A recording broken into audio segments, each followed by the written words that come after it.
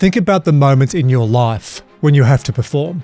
The big board presentation, the championship game, the media interview where every word counts. Those moments where the pressure rises and you have to be at your best. Now imagine doing that live with millions of people watching. Ali Piotrowski has built a career performing in exactly those moments. As a journalist and presenter with Channel 9, Ali has reported from the front lines of some of the biggest global stories, from US presidential politics and criminal trials to natural disasters and conflict zones. But what people see on television, the calm voice and the composed delivery, is a product of years learning how to perform under pressure. Because when you're live, things don't always go to plan. There were too many mobile phones outside court. My link to Australia dies completely. And then suddenly they're like, oh, we've got you, Ali. And then next thing I hear is Carl saying, and we're going to go to Ali, who's outside the courtroom. Ali guilty on all 34 counts. And I remember going, gosh, I hope you're right, Carl. Moments like that test your preparation, they test your mindset, and they test your ability to stay composed when everything around you is changing. Because high performance isn't about the spotlight. It's about how you prepare for the moment and who you become when the pressure arrives. This is the show that unlocks potential in everyday life. This is Performance Intelligence. I'd like to give our audience a sense of the diverse range of stories you've reported on. This includes some of the most high-pressure situations imaginable, from the Derek Chauvin trial after George Floyd's death, to Donald Trump and his criminal trials multiple times, to Ghislaine Maxwell's sentencing, and live from the Gaza border, talking to hostages' families and visiting affected communities. You've covered extreme weather events like Hurricane Ian, and thank goodness now we call hurricanes men's names as well, and investigative assignments in violent regions of Mexico. Through all of that, you've had to be calm, focused, and ready to perform, literally in the moment, sometimes with millions of people watching. Today, I want to unpack how you keep your nerves in check, how you stay composed under pressure, and how you turn live TV in the sometimes chaotic environment into compelling viewing. How do you stay calm and composed when it's lights, camera, action? How do I stay composed? It is the unsexiest answer you could possibly get. It is 2 decades of going live in so many situations, of making terrible mistakes, but also learning a lot from them and picking yourself back up and going back and doing them again and refining it to a point where it does become a default and you no longer think about it. So when you invited me on this show to talk about being calm in the chaos, it's a funny thing because you don't actually go, how am I going to learn to be calm? You just start to absorb techniques. You start to pick up things from other people, advice from other people. You watch other broadcasters and steal some of their best stuff, their mannerisms, the way they pause, their interview techniques. And I think you kind of become this weird amalgamation of so many things until you get to a point where you are calm and you know that no matter what story you're about to be thrown on, no matter what corner of the world you're about to be jettisoned into, that if you just take a deep breath and you keep it really simple, then it's going to be okay. Who are some of those broadcasters? So as a young woman growing up or even in your career now, who are some men and women you look at and go, I want to be like them, or they've got some attributes that I really admire? Well, I guess growing up I was a Channel 9 girl, so there was, of course, Tracy Grimshaw, who I got to work with for a very long time too, and Liz Hayes. They were always so composed. They would pull their glasses down and fur their burrow and weren't scared of taking digs at politicians. But the expectations were high, even by you and by your party members. The expectation was that at least 10 to 15 seats. Now, that's not going to happen, is it? No one predicted the number of seats. James Ashby did. He said between 10 and 15 seats. Yeah. Even you said you expected maybe more than 11. Yeah. No, I didn't put a number on it. In more recent years, particularly because I spent so much time in America, I spent 4 years as a foreign correspondent there, some American journalists who are fantastic. Caitlin Collins, who is the White House reporter, the White House correspondent for CNN, who is the first anchor to have her own show and be doing the White House correspondent gig at the same time. She's fierce. I've been in places with her where Donald Trump has looked at her and said, oh, it's you. And I love that. I think that is really cool if you have the President of the United States kind of acknowledging that he can't stand you, but he also understands the importance of talking to you. I think that's awesome. What would you say to the survivors who feel that they've You are the worst reporter. No wonder CNN has no ratings because of people like you. I don't think I've ever seen you smile. I've known you for 10 years.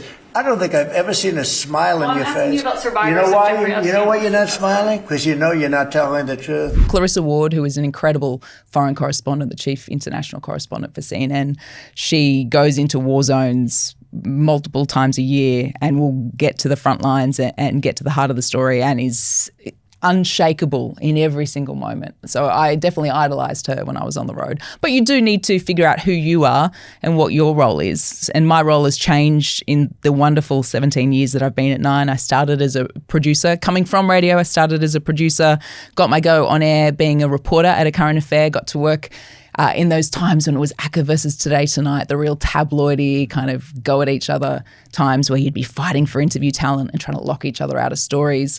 It was also a big consumer time. So because I was the young female, I did have to do some terribly annoying consumer stories, best fry pans, best barbecue chook, all of that stuff. Thank God. Like as a father with 3 daughters, can I just say thank God we've moved beyond all that bullshit? I'm thankful too. I feel like I've gone on a tangent. There's many people that I've admired over the years. Most of them have been female because you can't be what you can't see. So you do absorb that. But I do like to think that I have found my own lane and found my own path, taking bits of people that I admire, but then also figuring out what works for me and what makes me feel comfortable when I'm on air. A lot of our audience won't be on camera, so they won't actually be on Today's show or they won't be hosting a live bulletin. But they do have to look into a camera at a conference offsite or they have to address a meeting. I'm really grateful that you mentioned it's not just natural, that this wasn't easy when you first started. It's the accumulation, you become an overnight success in 20 odd years. But when you look back, are there any absolute train wrecks? And I'm doing this for 2 reasons. One is so for our audience, because like when we look at you, let's be honest, look, you're on the Today Show, you got the hair, makeup. Are they your clothes? Are they? Well, no, they're Channel 9's clothes. I wish I dressed that stylish. Like you all look immaculate, right? And I used to do Channel 9 many years ago before I went to ABC News Breakfast, and everyone looks immaculate. And I imagine you get this a lot. You go to a barbecue and someone goes, oh, wow. Like you look different. You're a normal person. You know what I mean? Yeah. I'm in a T-shirt and jeans. Which I love, and you don't have to apologise at all. Talk to me about some of the train wrecks or some of the early parts to give our audience confidence that this doesn't just happen. You look in a camera and it's automatic. When you look at a camera for the first time, it's terrifying. I remember the first time when you watch yourself back, it's even more terrifying. Yeah, the first time I did a piece to camera at A Current Affair, which is when, as a journo, you get to kind of stamp your mark on a piece. You look down the barrel and you provide a bit of information. It took 17 goes the first time just to make sure I'd memorised my 17 seconds that I was saying. It took forever. And very early on, the days when I first started being on camera at A Current Affair, they were big on the walk and talk. The boss wanted to see you walk and talk at the same time. It sounds easy, but if you haven't been on camera before, actually it's incredibly awkward. Exactly. And I would do it in heels, and I've got a bit of a sway back, and I don't walk the best, I don't think, in heels. And I remember at one point, Grunter, who was the EP of A Current Affair at the time, was like, Ali, you look like an emu. No more piece to cameras in heels, because I was kind of clunking. So from then, for the next 6 months, I was only allowed to stand and deliver pieces to camera, which is an ego blow. But you're like, I'm not even allowed to walk and talk on camera. But in terms of live stuff, which I think is the really scary stuff for a lot of people, having to deliver any sort of information live, whether it be to an audience or in front of a camera, I remember when I knew that they were considering sending me to the United States in that role. I desperately wanted to be a correspondent. I had really wanted it in those last couple of years. And for context for our audience, it's like the holy grail, isn't it? Yes. To get sent to the LA or the London bureau. It's a real sign that you are very talented, very skilled. Go out there and take on the world. Yep, and it can be a real springboard to bigger, better roles, as it has been for me. But it is also the most interesting job in the world because you've got a front row seat to history, particularly in the United States. When, granted, while I was in the States, I covered Biden's 4 years in office, which are not the most exciting times. But I spent most of the time covering Donald Trump. I knew that I wanted this US correspondent job. It was just before Trump got booted out the first time. It was just as COVID was really unraveling in 2020. And I remember I had to go out to, I think it was Silverwater Correctional Centre, and I was discussing Robert Hughes, the Hey Dad pedophile, for our Australian audience. They would know his name. And I completely blanked on his name. I'm doing a live cross to Tracy Grimshaw about it, and I go completely blank. Can't for the life of me recall his name. I looked down at my notes. I'd written such detailed notes. I couldn't find where I was. we were in overlay at the time, so there was vision of him playing out on the screen. You weren't seeing me, but I was lost. And I stumbled through it. I managed to find where I was in my notes and got back on track. But I was mortified, and that creeping feeling, that kind of redness creeping have that moment, right up. my career's over. Yeah, I was like, I'm not getting the job. The EP's office. I called my EP at the time, Fiona Deer, and said, well, they're not going to be giving it to me. And she was like, don't be silly. It's one mistake. We'll do another one next week. You'll be fine. You'll get used to these. I know you can do them. And I knew I could do them. I did years of live radio, but it was that it's having the camera on you for the first time. How do I look? How does my face look?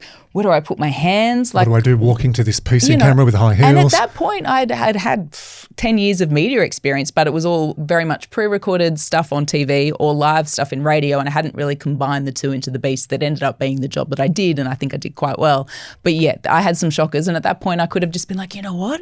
Maybe this is just not for me. That would have been the easy thing to do, but I'm certainly glad that I didn't give up at that point. So how did you reframe? Because one of the big things about mastery in any level, you're going to have some car crashes, you're going to have some mistakes. It's the learning from that. So if you can go back to the conversation you had with your EP, what did you then process? She was very much like, get back on the bike. I think she organised for me to do a live cross within the next 48 hours, and that is crucial. And I say that to any junior reporter. I call them in our newsroom if they've had a shocker. You need to do one tomorrow. You just need to rip the Band-Aid off, and I'll talk to them about what they're doing with their notes. Like, if you write too much and try and memorise stuff, you will trip yourself up, because our brains, I'm fascinated with how they work, but if you try and memorise things word for word, you forget one tiny thing and the whole thing falls apart. You can't remember anyone's name. You can't remember what you were talking about at all. So I will have dot points. And so after that car crash of a cross to trace, the next time I just wrote down 3 words. I can't remember what they were, but it was like 3 topics, throw to a grab, come out, 1 quick grab.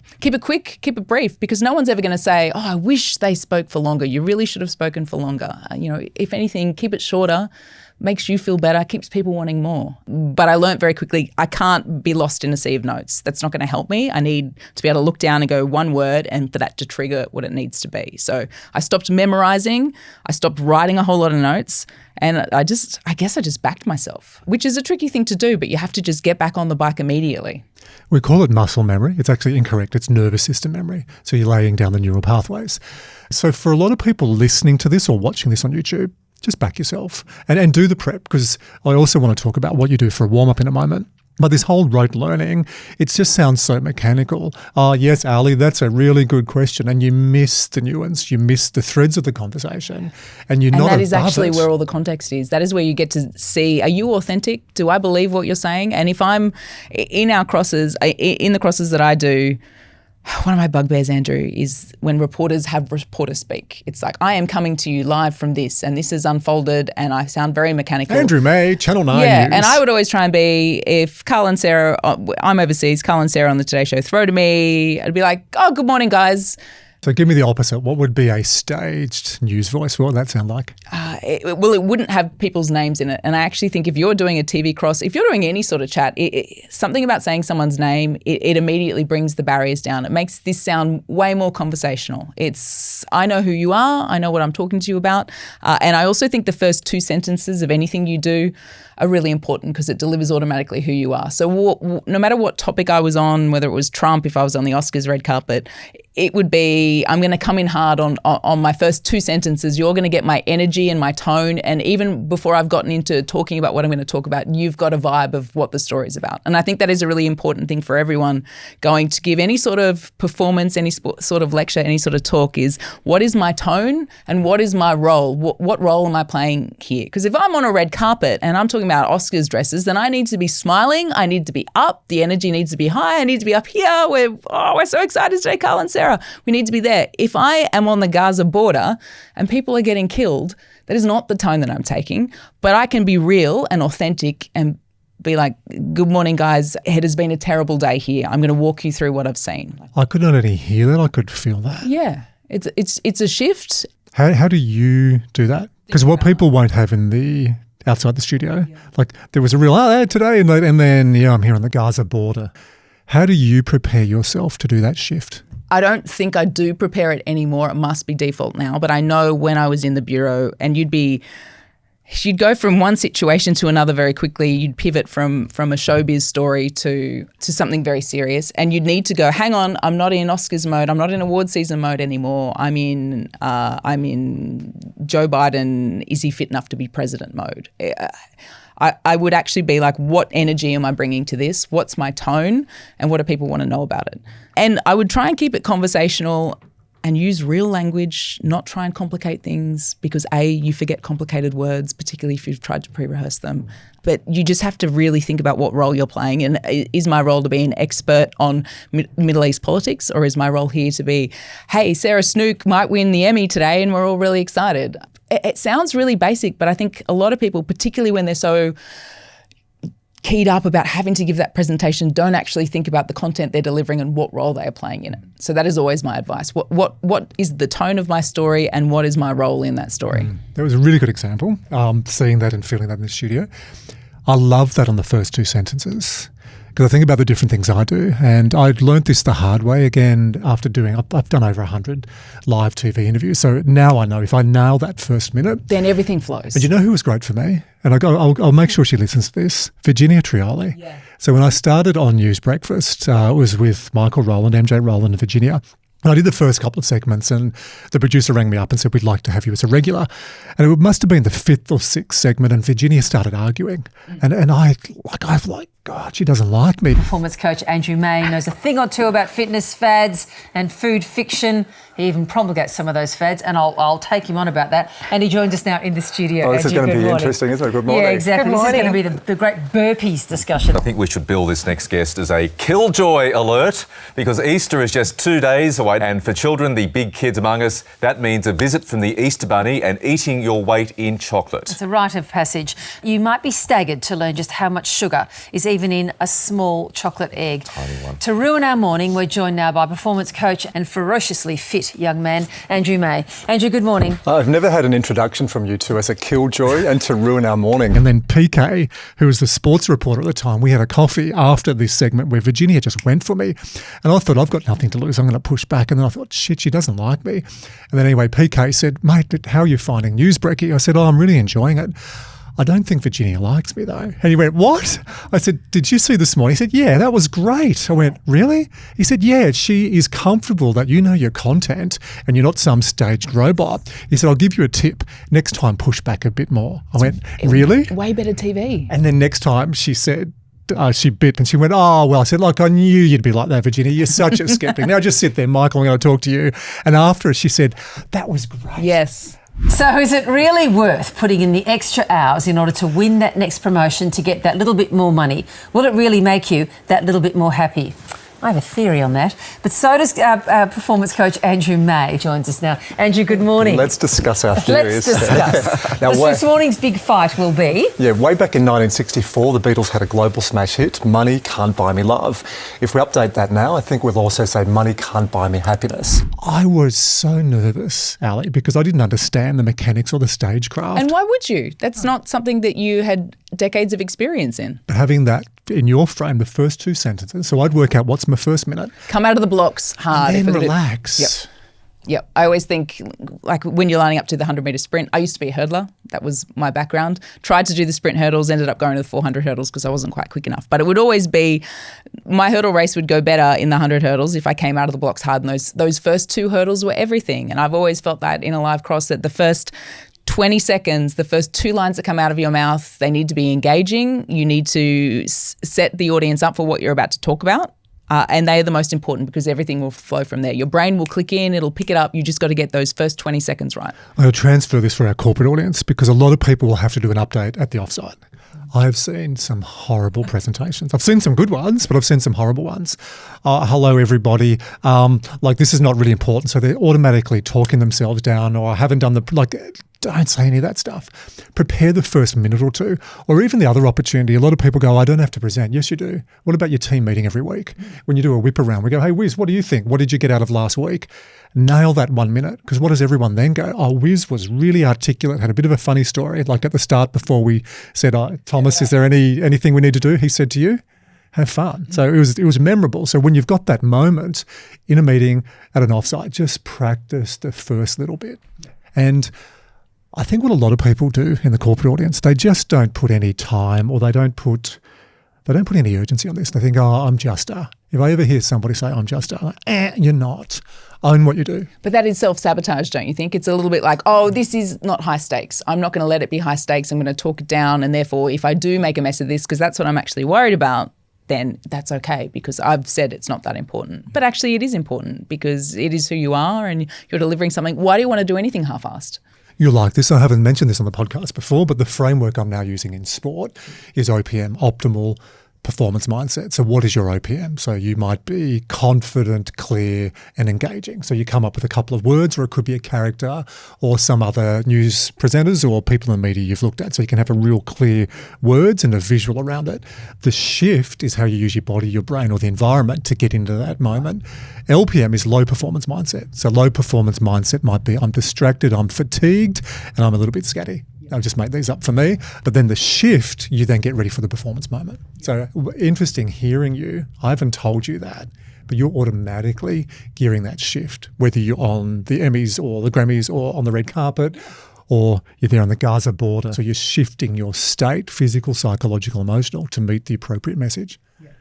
You don't learn that, do you? There's no media school where they teach you this stuff. No, and it was something that I just absorbed along the way. I guess I've absorbed it from watching other people and thinking, I mean, the correspondent before me in the US, Amelia Adams, was always so calm. I remember her going into Iraq, trying to get into Syria when one of many conflicts had unfolded in the Middle East. And I remember thinking, how can you be so calm?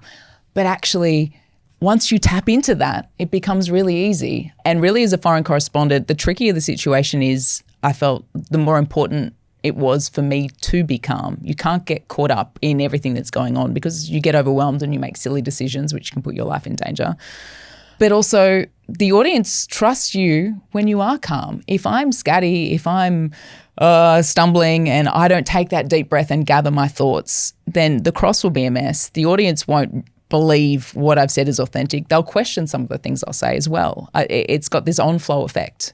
So calm, I guess if I had a mantra for all of the things that I went into, I'd be like, particularly the hairier it got, the calmer I would try and be, because it would make me calmer, and it would make me observe the situation, think about, oh, what could I do here that's interesting? Can I go and do a live interview while I'm in the midst of a live cross because something exciting is unfolding at this Trump protest or outside of court? I did all of Trump's indictments. It was always hairy outside of court with the MAGA crowd. They were very vocal and very colourful, but it made for good TV. I'd be in that moment going, if I'm calm, maybe as well at the end of this I can wander over and make a unique moment on TV and make the audience feel like they are here and have a better understanding of what's unfolding. Calm is a trainable mental skill. The opposite of calm is chaos. If we go back a notch from chaos would be high level of pressure that's not getting you conducive to high performance. How does that show up? So where does that show up for you? If you're really nervous, do you feel it physically? Is it mentally? Yes, I feel it physically. I get that creeping feeling. I get a creeping in my neck. I get like a slight ringing in my ears. I feel like, and I'm sure it probably is, I had blood pressure issues when I had my daughter. I had preeclampsia and my blood pressure went up. And it's that feeling. It's like I can feel my blood pressure go up. And when I can feel a situation getting away from myself, that's how I feel it. I feel like my blood is starting to turn up the heat in my body. It's a weird sensation. And it's a sensation, thankfully, I don't think I've felt very often on air lately, but I have definitely felt it. What have you done to feel that less? And for our audience, again, feeling pressure, feeling stress, I think it's good. I can imagine nothing worse than having a life with no pressure. You're nothing to strive or to push yourself. Too much tips you over the edge. What have you done, though, to bring that back a notch? Because you even say that, and there's the confidence, which when you look at that, confidence is doing the work, or you've got the internal resources to back up the external demands. So it's doing the work and then backing yourself. What are some of the skills you've used other than loads of radio, loads of TV, loads of mistakes on the spot? I mean, you do it over and over again. I think it's also when you mess up or when you've felt that moment, maybe it hasn't come across, but you felt like something wasn't quite right about that. You watch it back and you try and figure out what went wrong. And sometimes I would find on the road, it would be something simple like I'd get a call from someone that was work-related 30 seconds before I went on air. But, I better answer this. And I'd had a rough idea of what I was going to say. I had my points, knew what I was throwing to. But I remember getting a phone call from my best friend, who's also the chief of staff at 60 Minutes, before I was doing a cross outside P. Diddy's house when his house got raided. We had a chat about a different story that I was working on for them. When authorities conduct a raid like this, they like to come in with the element of surprise and with full force, and that is exactly what we are seeing here, with simultaneous raids unfolding on two sides of the country. Then I went to go do my live cross, and it was fine, but I waffled. I kind of got lost. I made my points, took me a long way to get there, and I was like, oh, it was because I had a phone call about something else 30 seconds before I went on air. And because I'm a high performer, I arrogantly assume that I'm going to be able to tap into the mode and be completely fine, because most of the time I was. But the phone call distracted me. I wasn't completely in the moment. And halfway through that cross, I got a little bit of that rising feeling of this is going off the rails. I'm going to have to deploy something here and steer it back on track. I don't think any of it came across. But yeah, you watch it back, you think, what did I do leading up? What could I have done better? What do I need to avoid? And it was a little reminder to me, don't answer the phone call 2 minutes before within that 2 minute period of having to go. Ladies and gentlemen, at 1:10 p.m, can you turn your attention to the track? It's the open women's 100-metre hurdles. In lane 2, it's Amelia Piotrowski from... There's no way you'd be answering a phone call 30 seconds before the race. So you knew this. Yeah, I knew it. And I was like, well, we won't be doing that again. And I had a cross half an hour later, which went very well, because I actually was like, I really need to focus in, and you need to put your blinkers on. You need to be like, what is my job here? And not think about the 10 other things you've got going on at home, or the radio piece you need to file after this, or what's going to go on your 6 p.m. pack, and I better go get some Vox Pops, because all of that stuff when you're on the road as a foreign correspondent, they all build up and they can overwhelm you. But actually you need to be like, what is next? What is the next thing I need to do? And that should be the only thing that I'm thinking about for the next 5 minutes until I've executed it, and then I can turn my attention to the next thing. There's a lot of rituals and routine in the way you're explaining this. Talk to me about ritual and routine. We'll go two branches, because I imagine it's very different on today's show, where you wake up, go into now North Sydney, hair, makeup, get ready, and then on the road. So let's start with today's show. What do you do behind the scenes to set yourself up? And we could go sleep, nutrition, morning wake up, exercise. How do you be, you said before, a high performer in the media? Yeah, I always try and get at least 7 to 8 hours sleep. Sleep is big for me. What time are you up? I am up. Depends on what shift I'm doing, Andrew. When I'm doing my normal weekend Today show, I am up at 4:30 into the studio by 5 for hair and makeup, and I'll get across stuff. The night before we get sent briefs, I know what our rundown looks like. It can change overnight given breaking news, but I know what our rundown looks like. Maybe 3 or 4 hours before bed, I'll go through that and I'll read the briefs and I'll get across stuff, but I don't get too in the weeds with it. I just kind of get the overview. Okay, that's what the show's looking like. And I park it till the next day, and I make sure for that 3 or 4 hours before I go to bed that I actually turn off from the news and I disengage with it, and I leave my phone upstairs. You are such a good student of human performance. Yeah, I am, but then the whole wake up and exercise thing is what I love to do, but in this job I can't. You can't do it at 4:30 I'm not going to get up at 3 a.m. and go for a run. So I have to park the exercise till later. I get up and I grab my stuff and go. I don't shower, I don't do anything. I just go straight in there and go into hair and makeup. And then I start to read the papers and I talk to the EP, and then I start to go into the mode of, okay, what is unfolding here? I'll go through the questions, because there's always draft questions that the producers put in. I often rewrite them, often on the fly. I mean, they're in auto cue, but I ignore them. So there's a real warm-up. There's a sequencing to what you're doing. Yeah, there is. There's a routine. You get up at a certain time. You're in hair and makeup. I go to my dressing room. I go through the things. I go downstairs. We pre-record some promos and do a social video, record the opener, which a pre-recorded opener plays. Yeah, so there's a set routine. But if you asked me what my routine was when I was a foreign correspondent, it was like, I don't know what the day is going to hold. I can't imagine two more, not polarity as far as examples, because up at 4:30 into the studio, you're on air 6 a.m. to 9 a.m? 7 a.m. till 10 a.m. on weekends. Often I jump in on the weekday show to help out, which is a much earlier start. But, you know, my day is done early, and then I go and exercise, try and have a power nap. I've mastered the power nap since I've taken over this job. How long do you nap for? So what I do, I'm a massive NBA fan. I normally put whatever NBA game is going on the TV. I'm on the couch, and I would just lay on the couch and I'll put my little eye mask on. But I find if I've got the TV on and I'm not in my bed and I'm not under the sheets, then I wake up after 10, 15 minutes, and that is all I need. But it used to be when I was on the road as a correspondent, sometimes you're like, oh my goodness, I need just a couple of hours, and you'd crawl into bed for 2 or 3 hours in the middle of the day, and then you'd wake up and you'd have no idea where you were. But you know the science, nap for 20 to 30 minutes, so you're only in stage 1 or 2, or go a full 90 to 100 minutes, so you go a full sleep cycle. If you wake up at 45 or 50, you're in that middle of stage 3 or 4. It's like you've been whacked across the face with a fish. Before we go to on the road, what's the debrief? Because one of the big things on performance, and I've totally borrowed this or adapted this from our work in defence, men and women who go on deployment, there'll be a debrief. So what are we going into? You know, who's in the room, or what's the consignment? What does success look like? So there's a mental warm-up, you do that. Then you do the performance. So it's 3 hours of live TV. There's lots of feedback. How do you close out? At the end of every shift, do you have a meeting with your on-air presenters and producers and talk about what worked, what didn't work? Yeah, we did. And often throughout the show, I'm also talking to our EP saying, that was great.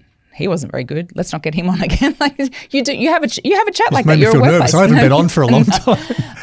And so afterwards it'll be, hey, what's on the next day? We'll run through everything. What worked today? What didn't? Who was good talent? Who would we like to get on again? Anyone seeing anything that's interesting? Is there anything else that we've missed? It's that kind of stuff. It's pretty casual, but then throughout the day, I'm a news hound, and I'm also a foreign news hound after that. My role in the States. So often at 4 or 5 in the afternoon, if I see something that's starting to spark up and I've spoken to my colleagues in the US Bureau, I'll annoy our EP Kearney and be like, oh, have we got anyone on this? We should be doing this tomorrow. Why don't we lock in this person? And I'll suggest people. So it's that thing where I kind of dip out during the day, but then back at night when the 6 p.m. news is on and I'm like, oh, there's this, we should be covering that tomorrow. I'll annoy Kearney. So you live and breathe this stuff. I do. I love it. And it's one of those things where I'm lucky enough to do a job that I always wanted to do and probably would have done for free. Don't tell Channel 9 that. But and I did do it when I first started out. We can edit that bit out. No, I'd only do that for like a 7-figure salary. But every day I'm like, oh, how cool that I get to do this job.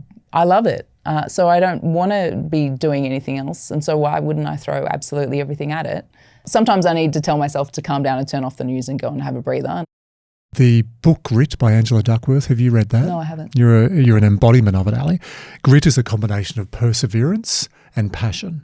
You're passionate, obsessed about media and message and communication, but you're perseverant. Yeah. It's been hard work. You've got to do the reps and sets. It's not glamorous. There's the glamour, 3 hours of TV packaged onto our devices and mobiles and big screens, but behind it there's so much unglamorous work. Oh, and I mean, when I started my career 20 years ago now, I just finished off my honours at university. I got a job answering the phones for John Laws. I was a handmaiden for him, so I'd answer the phones, and in the morning that was my full-time job, and then I would drive over the Harbour Bridge to Redfern and I would put on the headphones, and I volunteered at FBI Radio, independent radio station, and I started by doing overnights there during my university days for free, and then I went on and I ended up working / volunteering at the station for 5 years, not ever getting paid, but because I loved doing it. So this is 2UE? I was at 2UE in the morning where I was paid, but I would go and broadcast in the afternoon for 3 hours. So pull a double shift, do a ridiculously long day, but because I loved it and I was like, broadcasting's fun. I like this. Like this is where I want to go. And the more reps that I get on the board, the better I'm going to be. So, but I was doing it for free. And I think you need to find the thing that you're happy to go and do for free for a while, because then you're going to have an amazing job. Do you know what I mean? You're going to get eventually paid to do something that you just like to do. When I grew up, I just want to be an influencer. This is the one sentence I hope my daughter never says to me, Andrew. You're out of home. Yeah, like what is an influencer? I grew up in an era where you did hard work and you got rewarded for that, and I still think it's the same. Yes, our kids will have different jobs, but I still think you've got to do the work and ideally find something you're passionate about. So for our audience, they might think, oh, you're lucky, but you've done a hell of a lot of hard work. Yeah, but what I also think is really important, Andrew, is that you need to enjoy doing the work. When I was in the US, I was like, wow, I have a front row seat to history. Isn't this wild? I was at every one of Donald Trump's court cases when he got indicted 4 times in a year. I was there when he was found guilty on 34 counts of business fraud, which ended up being accounting for nothing. But I was also there on election night 6 months later when he got elected president of the United States. every day I got to go, cool, I wonder what's going to happen. You were there in Las Vegas when we met a couple of years ago, ringside. Yeah. Haven't mentioned that. I buried the lead, didn't I?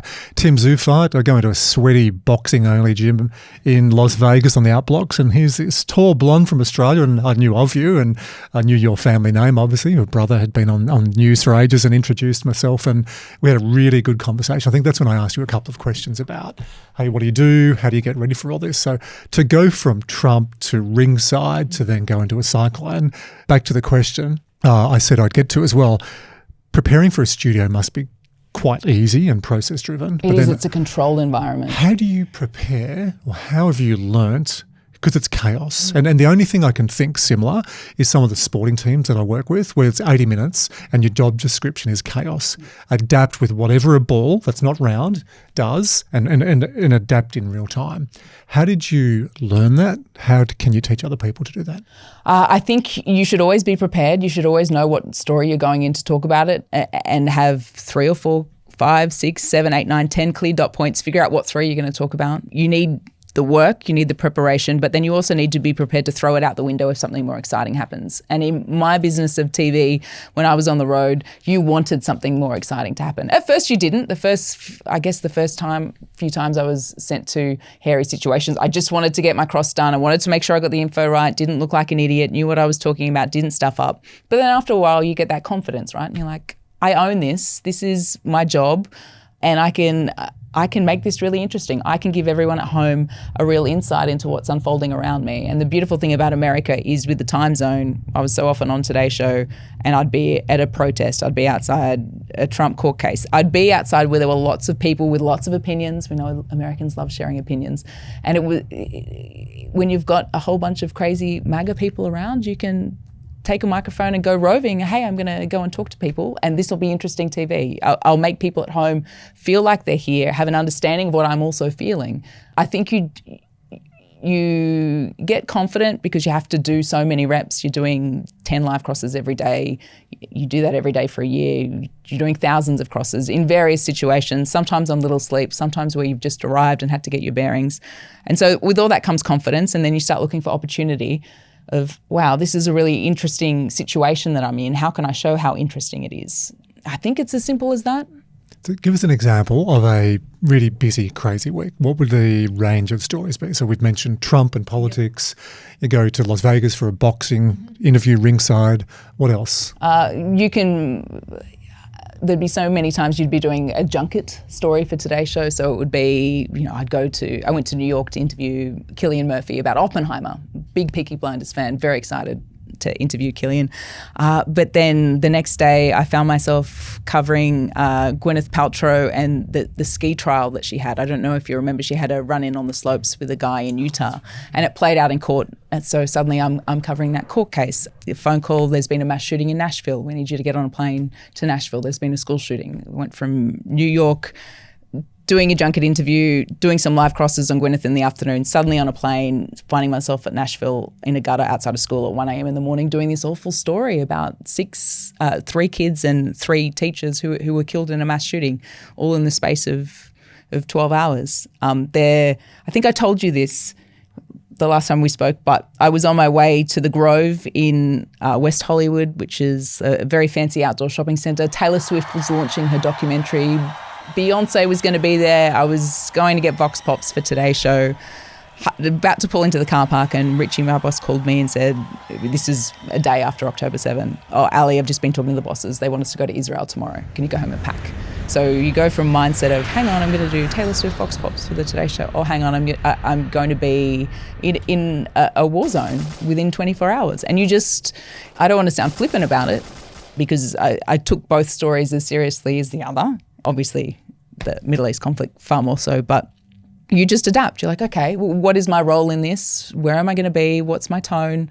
And also when it comes to something like that, how am I going to keep myself safe? But that job the US correspondent job for 9 is amazing, because you get the best of both worlds. You get these crazy Hollywood stories, and Hollywood always delivers, but then you also just get the craziness of American news. You also get Middle East politics. It's just a wild beast. And if you can get through it successfully, anyone who has done that job, Karl Stefanovic, Amelia Adams, You can go and you feel like you can go and do anything. It feels like it makes you a superhero because you jump from so many crazy situations and you just learn how to deal with them and you learn how to think on your feet. The word jump is very conscious choice of words. I know you love neuroscience. When I hear you talk about that, I'm running a parallel port because every organisation that we work with, every athlete I work with wants one thing specific to the brain. What do you reckon it is? What is every high performer corporate? I'm putting the reporter on the spot now, asking you a question. What do you reckon the key any high performer wants? Well, they want success. Yeah, that's right? an outcome. What's the process that goes to that with the brain? God, Andrew, you weren't meant to ask me these questions. I had to dig deep. I don't know. Mental agility. You've got it in bucket loads. Right. Mental agility is that real-time action to change gears and go, right, I was going to be going and interviewing Taylor Swift and seeing Beyonce to now I'm going to go to the Gaza border. How did you learn to do that? What if you can get meta on me, get outside of your head. You just have to do it. You are the person that is sent there by Channel 9 and it is your job to do whatever the biggest story is that day. And in America, you get whiplash going from one story to another, but you do bounce from one thing to the next. And you don't get to control when breaking news happens. And it often happens at the most inconvenient moments. So part of it is evolution. I'm just trying to think, there's so many people struggling now in the corporate world because the world's changing so much. AI can whip people into a frenzy or it can excite them, probably more so into a frenzy. Are we all going to lose our jobs because the bots are going to do all the thinking for us? No, it's rubbish. If you've got domain expertise, you're still going to be employable. Maybe the catch-up is you've just done this from a young age because when you were doing media, report after report after report, and then you started doing it yourself, and then you started doing all the work on a current affair, that you've just done so much that you don't even realise now how your brain toggles and shifts gears. But I am fascinated in how it does it. And I have thought about some situations where it's not a normal existence when you're a foreign correspondent, and everyone talks about having foreign correspondent syndrome when you come home because you do get rewired. It just happens. You get rewired in a different way. You start working in a different way, and then you come back to your old life and your old role, and it seems a bit dull and a bit boring, and you're like, oh. Military and athletes are exactly the same because it's been adrenaline, fast, immediate, and then you come back and it's like, oh.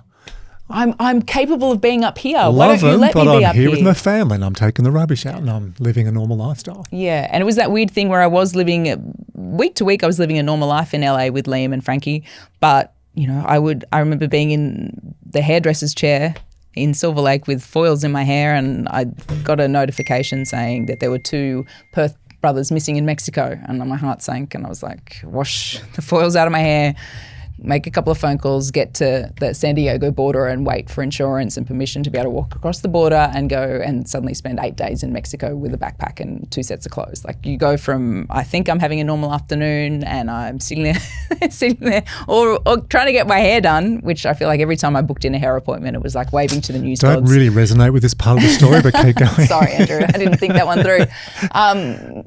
Where you would suddenly have to jump and perform. And then there's also cases where awful things happen and you also have to do it too. I was in DC for Trump's second indictment. They're all ingrained in my head. And my grandma had a fall the week before. I knew she probably wasn't going to make it. I'd said goodbye to her on the phone. She was in hospital and she was kind of lucid. So I said my goodbyes. I knew what was happening. But then 3 days later, I'm in DC. It must have been 2 or 3 in the afternoon, so very early in the morning here. I'm about to go live on Today's Show to start reporting on what Trump said in court, waiting for him to come out. And I see Dad calling. And I'm like, I know what that phone call is. And my grandma had passed. And he's like, oh, love, I turned on the TV and I didn't see you straight off the top, so I figured maybe they didn't send you to DC. I'm like, no, Dad, I'm going to be up in 3 minutes. I'm so sorry. I'm going to call you after. He's like, I got it. So then I get a bit teary talking about it now. But you have to go, okay, I can't do anything about that right now. This is awful. I knew it was coming. But actually my job here right now is to do what I'm meant to do. And I wish that it had been in LA and I could have called in one of my colleagues to sub me out. But I was the only person there. So I went and did a bunch of rolling coverage. I did heaps of crosses, got my script done, and then went back to the hotel room and had a big cry and called that. But there were situations where you're like, Sure, 9 would have been fine if I said I just can't do today. But I was like, well, this is a welcome distraction for a couple of hours while I try and actually compute what's going on. And you have to go and you deliver your job, maybe not as well as at 100% like you have before. But that's an amazing level of compartmentalising. Well, and that's what you need. Like, I think I'm very good at putting blinkers on when I need to. Yeah, and I could feel the emotion bubbling up. And then, grandmother obviously had a beautiful influence on you. Would have been very proud to see her young granddaughter on the TV, on the wireless, back when you started. Gosh, that takes a lot of mental resilience, toughness. Well, and I do wonder if people will listen and go, "You're insane. Do you not have a soul?" And I would say, no, I definitely do, and I was affected by it. But I do think I have a very good ability to be like, I see lots of awful things in my job. That's the nature of news. In the US especially, I covered some pretty horrific things, and there's a time to be upset about it and a time to really mull over it. And then there's a time where I'm doing my job, and my job is actually to report what has happened. And so I think I learned how to switch gears and do that.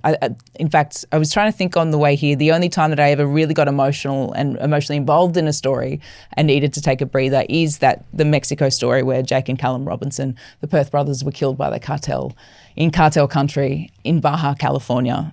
And their parents were just the two most wonderful, beautiful humans. A mother and a father facing immeasurable pain. Our hearts are broken, and the world has become a darker place for us. Deborah and Martin Robinson thanked friends and family for their overwhelming support and well wishes. I had to go and identify their sons. I'm sitting outside with my cameraman Paulie outside the morgue waiting for them to acknowledge, yes, that's our son. You had to identify? Well, no, I didn't. No, they were identifying. I had to wait for them to come out after they'd identified to say to us, yes, it's definitely them. Like, just grim. And I remember having to bounce in between reports. I think I had to do a 20-minute podcast for the Sydney Morning Herald. And then I remember getting into the car. I had another hour before Today Should Cross and just bawling because it was just like these two beautiful boys who everyone spoke so well of were just living out a rite of passage. You know, they were young Aussie guys chasing waves, looking for an adventure. By all reports from the local surfers that I'd been speaking to, they had gone to a path that had been a place to camp that had been recommended by the locals. They had done everything right, and they were killed execution style. And it was just a lot. It was a lot for myself and for the ABC and Channel 7 reporters that I was there with as well. It was really heavy. It was really heavy, and it felt really personal. Probably because it was Australians as well. You know, I was so used to covering Americans and the craziness of Trump, and you kind of put them on a certain level. But there was something really humanising about that story, and that was the only time I can recall. I still did my job, but I do remember like locking myself in the car and having a bit of a cry, feeling like I need to get this out because I can't keep doing my job until I've acknowledged that this is actually really, really confronting and really traumatic. A lot of people really struggle with that transition from their job to home. How do you transition? Especially after you've been on the road? Well, it's a lot easier now. I'm in a studio, yeah. It's contained, I go home. Back then, I would make sure when I got home from work, even just from a day in the LA Bureau, that I'd sit in the car for a minute or two and just gather my thoughts and maybe write a couple of notes about what I needed to do the next day, but then try and leave it there and go in and have dinner with Frankie and Liam and be normal. And that wouldn't always happen. There was plenty of phone calls in the middle of the night. There were things that happened. But, you know, a lot of the time I could go and do that. I don't know. I'm not quite sure how I get to and that's why I'm fascinated with neuroscience, right? I don't even quite know how you do it, but you need to do it. Otherwise, I don't know, that job would kill you otherwise. You've obviously worked out how to put in some really good borders and boundaries. And I asked you before we went live, what are you wanting to get out of this? And you said, I'm really interested in this in the medium.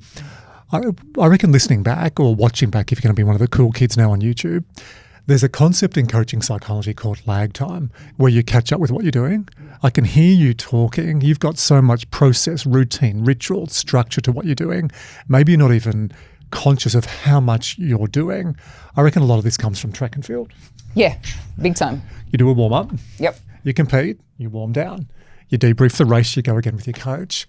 Can't help but think if there's any young boy or girl wanting to be a journalist and go down the path you have, playing sport or performing arts at a high level, I think it just gives you a wonderful grounding for so many other careers. And I think, and you would know this, but being an elite athlete in your teenage years and young adult years, just the discipline of showing up every day and seeing improvement and you only do it really because you enjoy it, right? At that age, when you discover the opposite sex or the same sex, whatever it is, you discover alcohol, the world opens up. If you're showing up at the track every day and doing the reps, it's because you want to be there and you enjoy it, and maybe you have a social group around it like I did. That is the essence to finding something that makes you happy, right? I wasn't good enough to become an elite athlete. Good but not great. Similar story to you. I know someone like that, Ali. Self-sabotage would sometimes be like, oh, I'm a little bit injured. It's not quite the right thing. This isn't an important race. I would do all of the stuff that we talked about. You're a much more attractive version of me than me. But I can see now that I did self-sabotage and I just really didn't quite believe that I could do it. I feel very differently now. I feel like, gosh, if you put what I have now in my brain back into my 17-year-old body, things might have been different. But I didn't have that. I felt like it was the mental side of things that let me down. Let me down more than anything. You may not be doing what you're doing at the level if you didn't have that experience. And I do feel like I think I've mentioned this to you before, but there's a bunch of people that I went with who were quite successful athletes as teenagers, didn't quite make it, but actually have gone on to have successful careers in other sectors. And I see a similar kind of knowing about goal setting, knowing about hard work, knowing about enjoying the grind. I think it's kind of this magic cocktail that can bring you a happy and fruitful career. When I talk about lag time, has anything popped up so far as you're talking about this?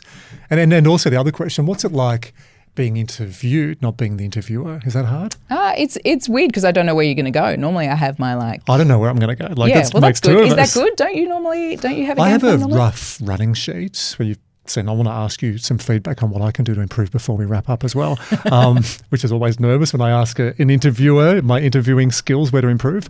I like to have a roadmap and then listen and just go different areas. But yeah, are you more nervous being interviewed?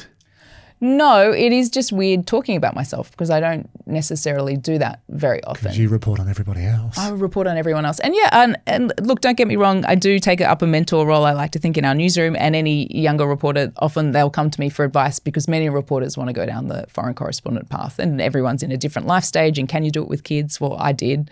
It's tricky, but it's doable. Can depend on your partner, but it's life advice as much as it is career advice as well. I'm always happy to give them, hey, don't memorize that cross, write down 3 dot points. This is how I do it. You need to simplify it. You need to keep things simple in your brain. But I do think everyone has their own process, right? So I've found something that works for me. I try and share that with other people if they ask. But then it's also just the holistic view of it too. Like, hey, I don't know if I desperately want to be a foreign correspondent, but my partner earns a lot more money and his business, I can't go work overseas. What's your advice? Should I... People are trying to navigate tricky stuff. Find a really supportive partner. Is it in any profession where you're traveling a lot? And this is not a relationship podcast. I give advice very, very clearly about relationships, Ali, that don't come to me for relationship advice. I help you with performance and science and building a business, but that's other people's domains. But when you've got your relationship stable and you've got a clear understanding, then you can go and do anything. It gives you the base to really go out and explore the world. And I wouldn't have been able to go to the US and madly chase around Donald Trump and the world's best stories if I didn't have a husband who was the anchor at home, who was keeping the routine and making sure our daughter was happy and healthy and sending her off to school and taking over the role as primary carer. And aren't I lucky that I found someone that did? Because I wouldn't have done what I did, and I probably wouldn't be in a relationship that would have lasted either, because I wanted to go and do these things. So I guess I probably found myself drawn to someone who was cool with it, who wanted to go along for the adventure, that was happy that wasn't emasculated by me chasing some sort of success as well. I asked 2 questions in one question. There's feedback from me, and then you lose the question. So go back to lag time. What's popped up in this interview, or is it too soon? I think it's probably too soon. I'll probably listen back and I'll probably tell you 10 things that I was like, oh, I should have told you about that. I think one of the things you had said to me is that you were curious about finding out is when you are questioning someone, nailing that moment. It's one of those things when I was on the road as a reporter, often you'd only get one question. You only need to have one question up your sleeve in a big moment. Donald Trump's walking past. You need one question to grab his attention. And I managed to do that before. I remember being at the Olympics and I got to interview LeBron and Kevin Durant, but Steph Curry is my all-time. And Steph won. I don't know if you remember. Steph Curry, I legend. don't know if you remember the gold medal game against France, but he went off in the last 3 minutes. He was 3 points from everywhere. I'm an all-time Warriors fan. I was getting to do the sideline, the mixed zone for Wide World of Sports, so getting to vox pop the athletes. And I'm waiting for Steph. I just need to get one question, Andrew. I know he's a nice guy. I know he'll talk to me. But the US media chick's like, you already got LeBron. You already got Kevin Durant. You're grabbing everyone. You can't have Steph. And I'm like, I am the biggest Warriors fan in the world.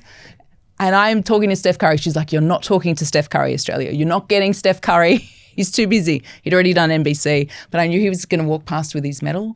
And I'm like, I'm telling the US media chick who's trying to control everything, I'm like, I'm just going to ask one question. I'm just going to say, tell me about those last 3 minutes. She's like, you're not going to ask that question. I'm like, and then he'll just stop really briefly and he'll say it to me. And she's laughing at me. And I know that I'm trying to give her banter to make sure that she does let me have this one question. And sure enough, Steph Curry walks past and I'm like, Steph, Australia wants to know, can you talk us through those last 3 minutes? And he's a nice guy, so he stops and he talks about how incredible it was and it was an out of his skin moment and he's so proud and his son's in the crowd. Beautiful moment. My network's happy. Everyone's happy. The US media... Hey, hang on, you're happy. You're like, Steph Curry. I'm ecstatic.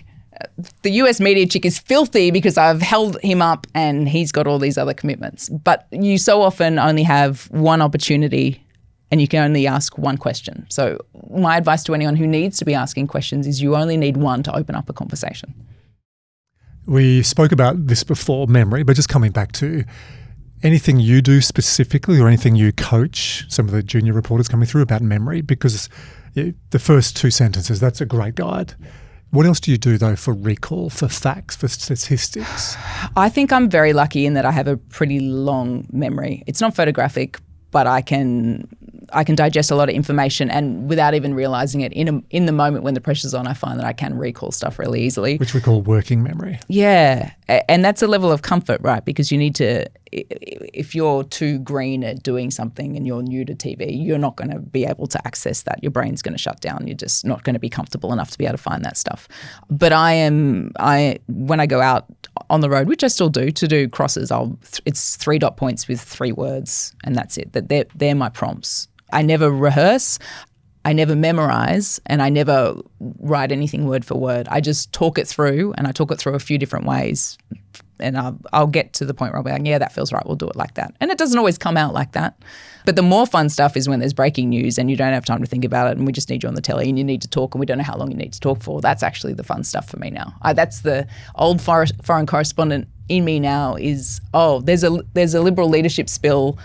We just need you to sit there and anchor until a leader comes out. And well, that took 50 minutes the other week, didn't it? So I sat there. When we caught up for coffee recently, you were saying you were just sitting there, and if you've come out of that structure, not on the road, not thinking maybe hard to do 50 minutes, but I think you were saying you owned it, like almost there trying to say, hey, get off. Yeah, no, I had it. It's, to me, that's the adrenaline kick. And I guess that's probably the adrenaline kick that I used to get from suddenly having to scramble across the other side of the country and be up all night and chase some crazy stuff in an unknown territory. Now, for me, that is, there's breaking news and now I've got to anchor it. But because I had all that experience in the US, it's much easier to tap into now because often I'm the one now anchoring, talking to reporters. And so it's easier to, I know what I need to get from them and I know how I can help them. If they've padded for 2 minutes on a certain topic, I can be like, what about this element to it? And I'm getting this statistic in here. What do you make of that? Like, I get to drive that conversation and help them do it because I was on the flip side for so long. In a 2021 interview with MediaNet, you said, I am an old radio girl. You're not old. I'm going to paraphrase that. I'm 42. Is that old? Yeah, you're I think I mean old radio girl in that I used to be on radio, right? I was a radio girl, but I actually love the adrenaline that comes with breaking news. Most people can see adrenaline as a problem, but you seem to use it as a superpower or a fuel. Where's a story where that thrill made you sharper, faster, more creative than you expected? I think it happens constantly. I don't, but definitely in the US, whenever I had to bump into live coverage, and it was often following around one Donald Trump. But there's also been plenty of times where things tech-wise haven't gone right, and I've had to scramble, but then it's ended up being maybe a better broadcast because of it. When Trump was found guilty on 34 counts of business fraud and became the first president to be a criminal, we are affiliates with CNN, and I was on a group chat. And so someone yells out across the park outside court, verdict's in. It's like it must be like 6:45 Sydney time in the morning. I'm doing Today Show crosses. Thought we were about to be done for the day. Oh no, hang on, verdict's coming in. Everyone's in a holding pattern. And I'm on a group chat with CNN. There's producers in the courtroom, and they're supposed to add to the group chat, count 1 guilty, count 2 guilty, count 3 guilty. And the moment is supposed to be that they cross to me and I'm like, count 1 guilty, count 2 guilty. Well, guess what? There were too many mobile phones outside court and nothing's coming through. My link to Australia dies completely. So I'm like, am I even going to be able to broadcast? We're in no man's land. I don't know what's going on, but I'm seeing other broadcasters with their satellite dishes, the big American guys broadcasting. I'm just waiting to hear someone talk in my ear to say, we've got you back, just go.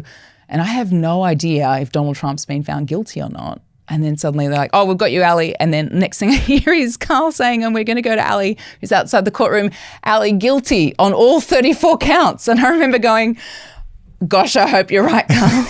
On what is an historic day for the United States, and for all the wrong reasons, former US President Donald Trump guilty on all 34 counts of falsifying business records. Let's go straight to 9 US correspondent Alison Piotrowski outside the Manhattan courthouse now. Ali, Trump is now on the move.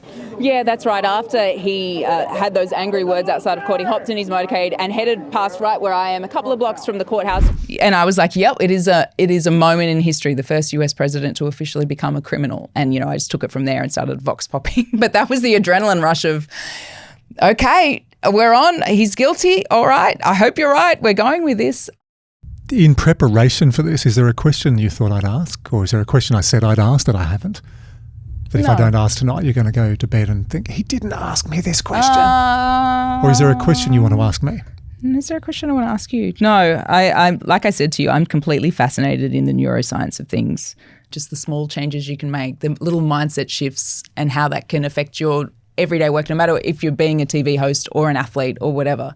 I love that stuff, and I think I use that stuff. So I've been listening to your podcast, collecting up little tidbits, going, oh yeah, I do that, and I didn't know why I did that. I remember there was one, how do you deregulate? Downregulate. Downregulate, yes. And I was like, oh, downregulate. But I was like, oh, no, I do. I go home and I kind of do my exercise and get in my routine, and I cook and I kind of slob around and watch a whole lot of Below Deck, and I kind of just really lowbrow pop culture stuff and avoid the news. And that was, But I think listening to some of your episodes on downregulating, who's that amazing doctor you have? Dr. Tom Buckley. Yeah, I think in one of them he was talking about how when you're trying to tap into your parasympathetic system, you will hum or you will like, And when I used to find on the road, sometimes in between crosses, or if I was about to do one and I was nervous, I'd be like, be humming a tune.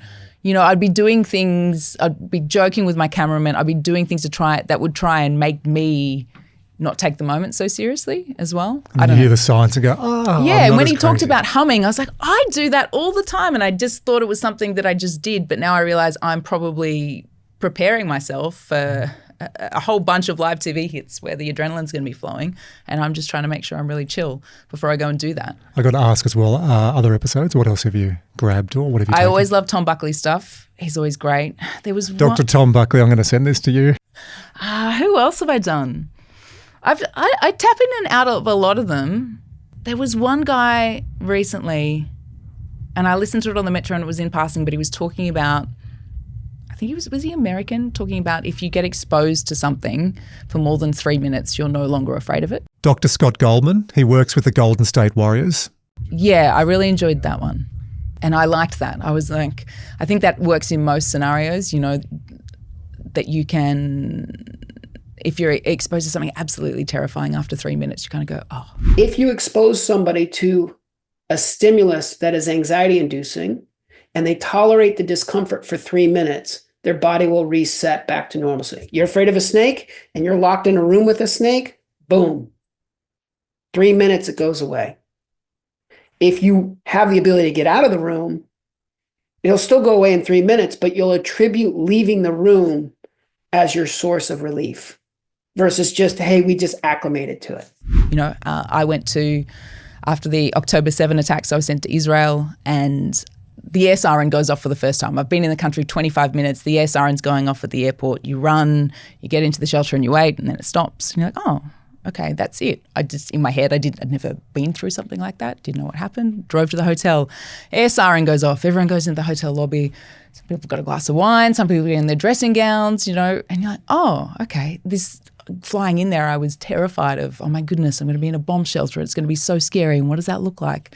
Oh, you get exposed to it a few times and you're like, oh, this is how they live. Exactly what you do with sport, expose. And it's not the same until you do it. You can't replicate. You can't replicate a race, level right? of pressure as a race or going to the Middle East for the first time. But you can have some of those skills prepared so when you get there, you don't freak out. Yeah. And you can, in my job, particularly when I was in the bureau, you have one bad cross. Well, guess what? I've got 10 more today. So you pick yourself up, dust yourself off, try and be a bit of a goldfish and just forget about that one. You really understand human performance and how to channel that to do good interviews. You've got a really good understanding of your nervous system and how to be calm and shift state. And I think you're starting to work out as well how to teach it. So I think it's intuitive at the moment. It's more natural. I reckon that next step for you, both for mentoring and if you do any stuff in the corporate world, I think when you learn now how to teach what you've done, that'll be going to the next step in helping others. Does that resonate? It totally resonates. Yeah. And we teach what we teach and we also teach our stuff-ups. So I think you've got a really good blend of both. Through the mistakes you've made and the success you've had, you'll be a really good teacher. Well, you need to be okay at talking about your stuff-ups because you can't pretend like they didn't exist, because anyone who's had any sort of success has had some terrible stuff-ups and just rebounded from them. Like there's no magic thing where you suddenly turn a camera on and you're amazing. Not one person ever. Yeah, you might have charisma, you might have a little something, but you can't just deliver. And also the average person resonates with someone when they're normal. If you're too perfect, people just go, oh God, there's no way I can work with her, talk to her, go anywhere near her because she's in a different stratosphere. How can I improve? Interview How can you improve? Questions, yeah. Oh, I don't know. I actually think because I've listened to you for such a long time, the two-part question needs to go, but that's it. I think you're pretty good. So I might edit out the two-part question. No, I think that's the way we naturally talk, right? And I think we often try and stimulate conversation by throwing some options forward with people. So the one thing as a journo, whenever I go to interview someone, it's never could it be this or could it be that? It's like, what are you feeling? Like really open-ended questions. So you just always ask one? Always ask open-ended questions and try and always ask one. Sometimes, there are situations where I get nervous or I'm trying to impress that person and I will overplay it and say, do you feel this or do you feel that? Like, that doesn't work. And sometimes you just need to plug away at someone for a while. Often the gold isn't till like 3 or 4 questions in. Yeah, but you're a good talent to interview. Like sometimes, and you would have had this, you've done loads of interviews. Like you can be badgering away. You only get a short amount of time. We get an hour, so you can sort of dance. I get 4 minutes. So if it's a 4 dud, minutes, yeah, wow. If it's a dud, it's sometimes 3 minutes. If we're tight on time, the weather guy's gone over. You've got 3 minutes, and so your first question is important. If you're doing an interview for 60 minutes and you've got 2 hours of time and you're going to pick this apart and it's going to be a complicated story, fine. But for us, it is what is the headline? Let's pick apart the biggest issue. And if I get a couple of follow-ons, great. But I always laugh when a producer writes 5 or 6 questions, and I've got I have David Littleproud on from the Nationals every Sunday, and there's always 5 questions, and I'm lucky if we get past 1. So I've learned to focus on that one question. How do I think he's going to respond? If he starts to go down the path where he's just talking out his time, where do I jump in? Yeah, you start to, when you repeatedly interview certain people as well, you start to learn their tricks, particularly politicians. They often try it. They're like, she's only got 4 minutes. I don't want to talk about X. So if we're starting on this topic, I'm going to go really long and I'm just going to keep going and going. And I know the audience hates when hosts jump in, but that is why they jump in, because they're like, no, I want to get to the part. I got 2 minutes left. Yeah. We find when we interview people who've done a lot of interviews, so it could be talent in the media, entertainment or sport, they'll often press play. So to try and pattern interrupt. So that's something that we work on, is to ask them a question that's different at the start and to get them to open up. Otherwise, and I won't mention, but we've had a couple of interviews where it's just, they're the same any time they talk. That's the thing that I've had to learn. Is how do you ask, like you said, a different question, like hey, tell us about the last 3 minutes, or the Steph Curry question. So I think sometimes having the right question or the different question. There was a funny moment where I was desperate to get a question to Donald Trump. It was after his first debate with Kamala Harris. I was there in Philadelphia. He hadn't had a great night. It was okay. It was when he said they're eating the cats, they're eating the dogs. I don't know if you remember. I don't remember that. Yeah. That was that famous night. In Springfield, They're eating the dogs, the people that came in. They're eating the cats. They're eating the pets of the people that live there. And he knew he didn't do great. So the Americans have this thing called a spin room where everyone gathers afterwards. Normally all of your support staff, any other members of the Republican Party, the Democratic Party, and they're there to tell the media how great their candidate did. But it's very rare for the candidate themselves to feel like they need to come into the spin room and do some spinning themselves. Donald Trump is not a normal candidate. Donald Trump knew that he didn't do amazingly. So Donald Trump came into the room. So suddenly there's 1,000 reporters from around the world like heaving into the corner. And Richie Moran, my cameraman, and I figured out that he was going to go to Fox News because he loves Fox. So we stood near Fox News. It was where Eric Trump was. I'd already spoken to Eric very quickly, and Trump was coming. And Richie, my cameraman and my bureau chief, who I love dearly, he was like, "You got a question? We just need one. What do you got? What do you got?" I'm like, I've got one. Taylor Swift had just announced that she was supporting Kamala Harris. It was a big deal. All our phones are going off with notifications about Tay-Tay. So Donald Trump's getting closer. We're in a great spot. I know I'm going to be able to grab him. His Secret Service is there. That's the way he's going to go out after his Fox interview. But then I hear 4 or 5 other journos, "Mr. President, what about Taylor? What about Taylor?" Anyway, he doesn't want to answer that question. So he's like, blinkers on, not going to talk to anyone. And then I was like, I need to think of something different. So I was like, "Mr. President, what would you give yourself out of 10? And he stopped. "Mr. President, what would you give yourself out of 10? Pretty close to a 10. That was our best debate. And I was so shocked that he stopped. I should have then, it was a great moment. Nine was excited. Oh, great, we've got the president on camera talking to an Australian reporter. He never talks to Aussies. They were all stoked. He spoke to Kevin Rudd, didn't he, recently? Yeah. I didn't like watching it back. I was like, oh, I've missed opportunity, because he actually stopped and looked at me and was waiting for a follow-up question. And I'm so stunned that Mr. Trump, 10 out of 10 or 10 out of 20? Yeah, no. Well, I should have then asked the question about Taylor Swift, because I had a captive audience then, and he would have felt inclined to answer. But it's that thing of you need to audit in real time. Oh well, if he's not answering all of these ones, I need to throw something he's going to answer. He loves talking about himself. I'll ask him what he rates himself out of 10. Well, 10 out of 10. But then I watched that clip back later and I'm like, oh, why didn't I keep talking? But I think Rich and I were so stunned that he actually stopped. He answered us. We did. We got it. Did you get it? Oh, we've recorded it. The thing I love about my job is moments like that can make really interesting TV. A lot of people don't like listening to themselves or watching themselves back. What's your guidance to that? How do you, because to say to someone, just get over it is a little bit sort of flimsy advice. What would be your more structured guidance to someone who doesn't like watching themselves on camera or listening to themselves on Just audio? watch the first 10 seconds and stop and take a breath and then keep going after that if you can. Like I said to you, I always think the first 10 seconds is kind of the most important when you're establishing presence, certainly as a reporter. And you can learn a lot just from that 10 seconds, and you'll find next time you might be able to listen to 15 seconds or 20 seconds or 30 seconds. I get it. No one likes the sound of their own voice. I've gotten used to mine and I've gotten used to the way I look, but I still watch things and hear things and cringe and probably overanalyze, because I think that's just human nature. But I think listen to 10 seconds of it and take a break and come back to the next 10 seconds if you can. I've really enjoyed today. Great. I've loved your energy and enthusiasm.